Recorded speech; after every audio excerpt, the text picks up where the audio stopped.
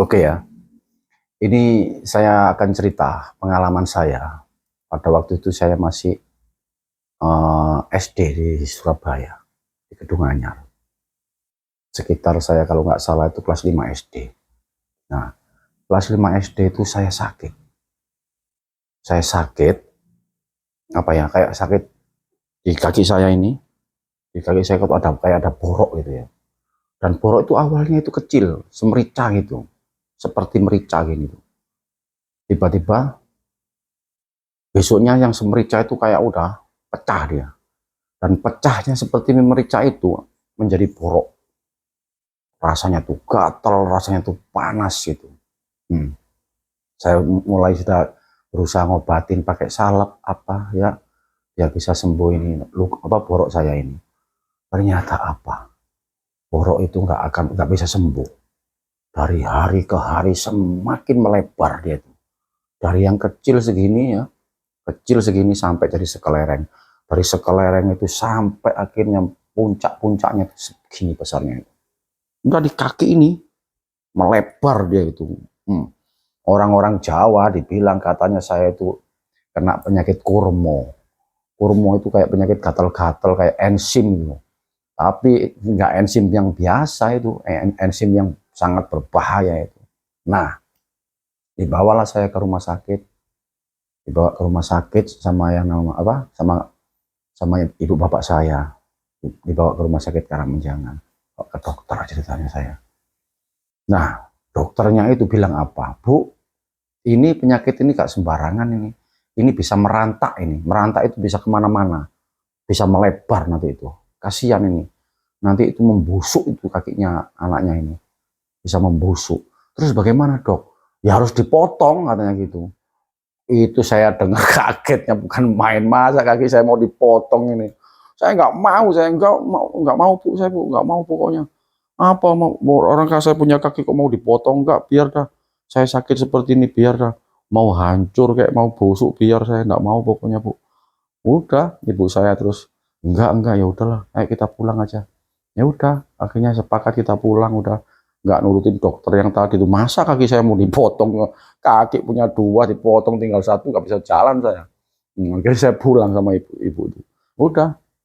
Nah, ya dari situ awal mulanya ya. 2 hari setelah dari rumah sakit itu, kejadiannya itu jam 12 siang. Jam 12 siang itu ada kakek-kakek. Ya sekitar umur kalau nggak salah sekitar 75 tahun. Kakek itu. Nah, dia orangnya itu tinggi, orangnya agak kurus gitu. Ya, agak kurus tinggi dia. Pakai baju compang-camping dia itu. Jam 12 siang pas itu kejadiannya. Datang dia di depan rumahnya saya, rumah saya. Berdiri dia, bengong gini dia.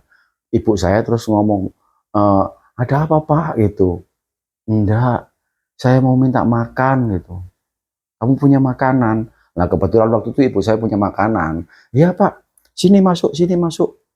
Disuruhlah masuk itu si kakeknya itu. Disuruh masuk. Duduk kayak gitu. Duduk Pak. Gitu. Udah, Bapak itu dikasih makan 1 piring. Terus dikasih air putih 1 gelas. Setelah itu dia makan. Menikmati makanan yang dikasih sama ibu saya itu. Setelah selesai dia minum. Lah di sampingnya itu dia kakek itu makan itu saya tungguin. Nah, habis makan langsung saya dipegang ini pundak saya tuh.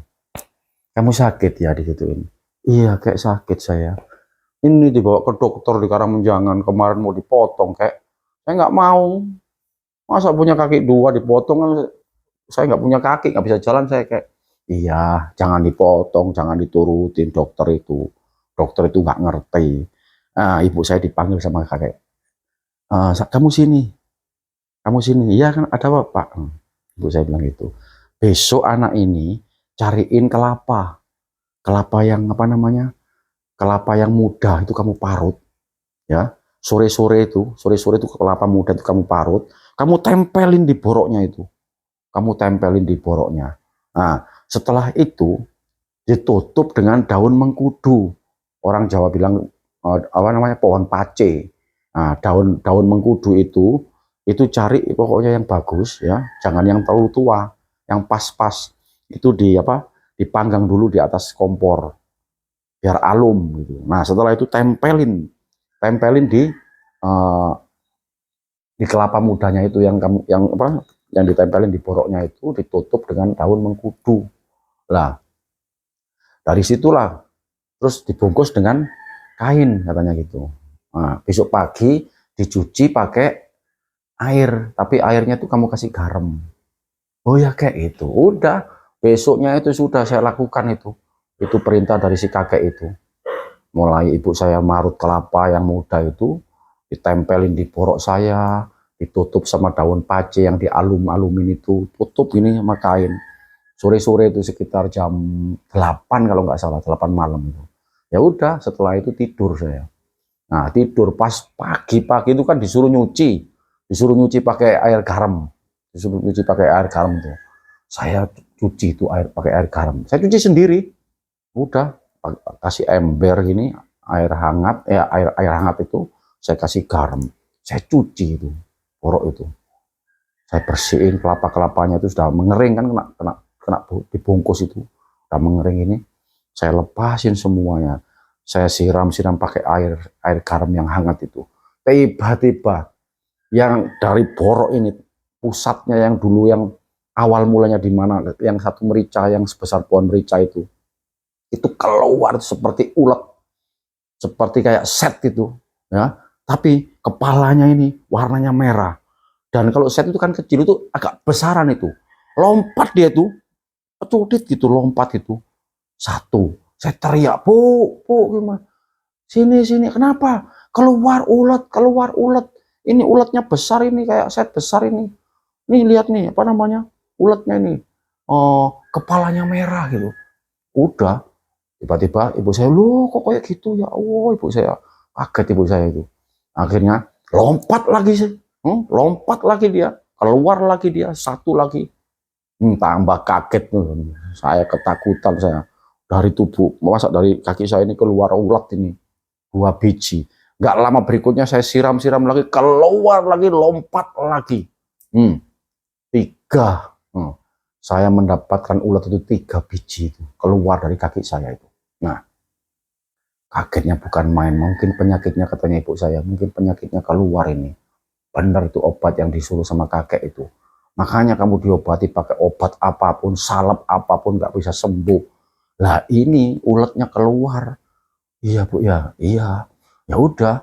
Setelah itu besoknya malamnya saya gituin lagi. Saya bungkus lagi, dikasih apa namanya daun pace sama ini apa namanya kelapa muda itu. Saya ulang lagi untuk yang kedua kalinya. Besok paginya saya cuci pakai air garam lagi. Ternyata apa? Ulet itu keluar lagi 2 biji. 2 biji keluar lagi. Tapi antara senang ya, ketakutan, masa terus keluar ini berapa sih uletnya ini? Nah, ya kan? Udah.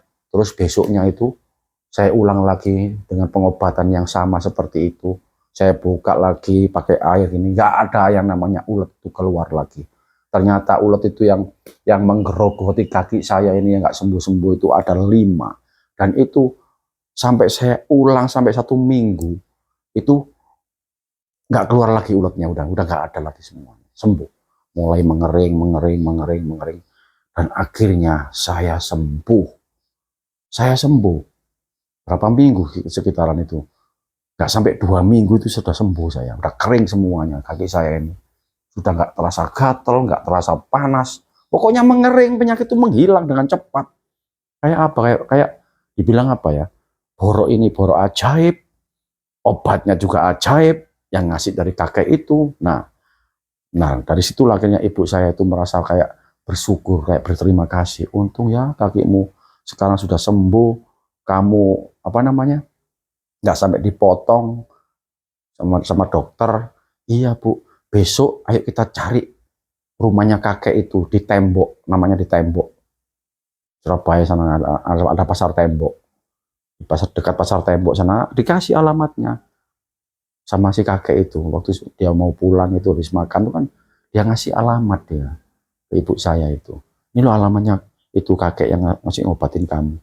Yuk kita ke rumahnya, kita ngucapin terima kasih. Kamu sudah sembuh sekarang ini, diobati sama obat yang dikasih tahu kakek itu. Ya udah, akhirnya apa?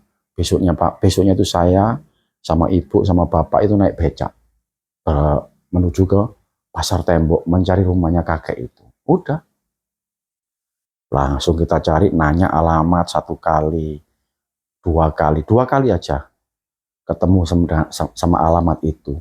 Kayak rumah dari papan, rumah yang jelek itu, rumah jelek pokoknya. Ya, bedek itu, bedek campur papan, ada papannya, ada bedeknya di dekat pasar itu. Nanya lah sama itu, namanya Pak, siapa lupa saya waktu itu. Ditanyain sama eh, kayak apa namanya, kayak mbak-mbak gitu, perempuan itu.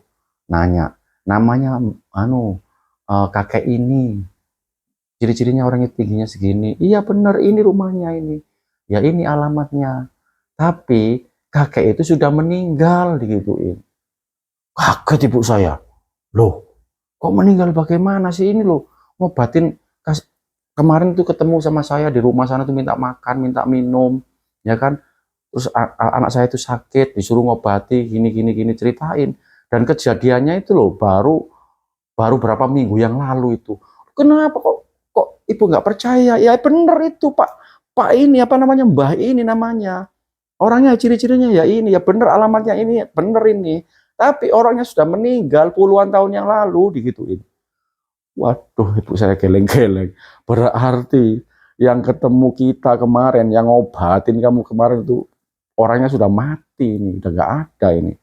Tapi kenapa dikasih alamat gitu loh? Kenapa dikasih alamat? Kenapa kok kita disuruh main ke rumahnya? Lah sekarang orangnya udah meninggal, nggak ada. Dan anehnya meninggalnya sudah puluhan tahun katanya. 10 tahun lebih katanya meninggalnya itu orangnya.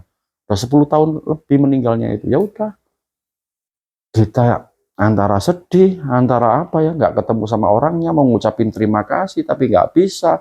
Orangnya sudah meninggal puluhan tahun yang lalu. Mau ketemu, mau nyari di mana?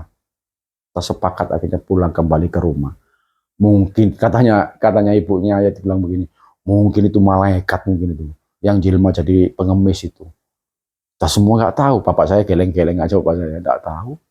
Bapak saya juga geleng-geleng diceritain dulu. Apa orang alamannya bener, semuanya bener. Tapi orangnya sudah meninggal puluhan tahun katanya gitu. Ya udah, itulah kejadian saya ya kan. Ya kejadian saya waktu itu. Ternyata sampai sekarang udah nggak ada, udah biasa, udah orang udah sembuh total. Kalau seandainya itu saya nggak dikasih obat sama si kakek itu, mungkin saya udah nggak punya kaki, mungkin itu akan merambat, merantak itu ke seluruh kaki, itu bisa dipotong beneran mungkin itu. Makanya pesan saya di sini, hati-hati. Kalau kamu ketemu orang ya, orang itu minta-minta, apalagi itu jam 12 siang, duhur itu, hati-hati. Mungkin itu jelmaan dari malaikat, atau itu jelmaan atau apa manusia yang diperintah sama Allah ya, sama Tuhan untuk memberikan pertolongan kepada kamu, memberikan petunjuk kepada kamu. Jadi tetap kita waspada, hati-hati. Jangan kita meremehkan orang, apapun dia, siapapun dia, keadaannya, ya kan? Kita tetap harus hati-hati. Itu pesan saya.